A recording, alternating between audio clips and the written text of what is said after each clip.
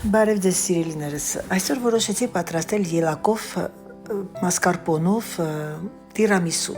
Ելակով տիրամիսու համար մեզ ինչ է պետք։ Մեզ պետք է 1 կիտրոն, 200 գրամ ելակ, 30 գրամ շաքարավազ և 75 գրամ ջուր։ Այն մենք խառնում ենք, եթե դուք ունեք հարիճ, շատ ավելի հեշտ կլինի ձեր համար և դարձնում եք ջրիկային մասա, որպեսզի այս բիսկվիտները թաթախենք մեջը։ Սա կատարվում է նույն ձևով, ինչպես սրճի տիրամիսուն։ Հիմա ես ինչ եմ անում, ես ուղղակի մաղով հանում եմ կորիզները, որպեսզի ավելի համահունչ լինի այս հյութը և դնում մի կողմի վրա, որպեսզի պատրաստեմ արդեն կրեմը։ Ինչ է մեզ պետք կրեմի համար, 5 ձվի դեղնուց, 100 գրամ շաքարավազ։ Դուք կարող եք պատրաստել սա ձեր տան պայմաններում, ձեր միքսերներով, կարող եք անգամ ձեռով հարել։ Մինչև սպիտակի, այնքան ենք հարում, մինչև սպիտակի, մոտավորապես 3 րոպե։ Հետո ավելացնում եք 500 գրամ մասկարպոնային կրեմը, մասկարպոնային պանիրը, այդպես կարող ենք ասել, մասկարպոնը, և հարում եք մոտ 3-ից 4 րոպե, դուք արդեն ձեր աչքաչափով կտեսնեք, թե ինչ, որպեսզի ինքը արդեն ամբողջը խառնվի իրար և դառնա մի համահունչ մասա։ Վերցնում եք ձեր 5 ձվի սպիտակուցը,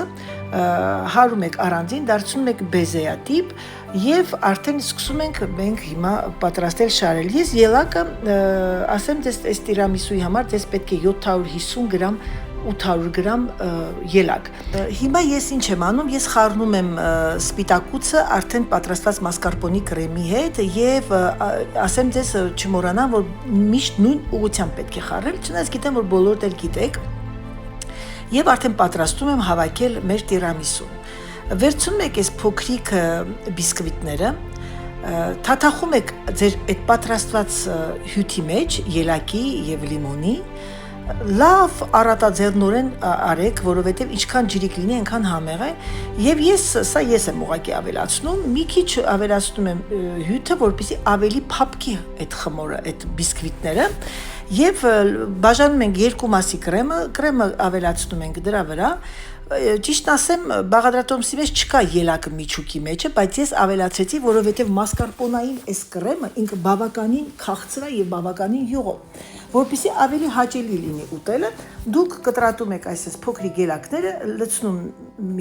միջուկ եք պատրաստում և հետո վրան արդեն շարում եք երկրորդ շերտը։ Շերտը շարելուց հետո մնացած հյութը լցնում եք վրան, ավելացնում եք մնացած կրեմը և դեկորացիա եք անում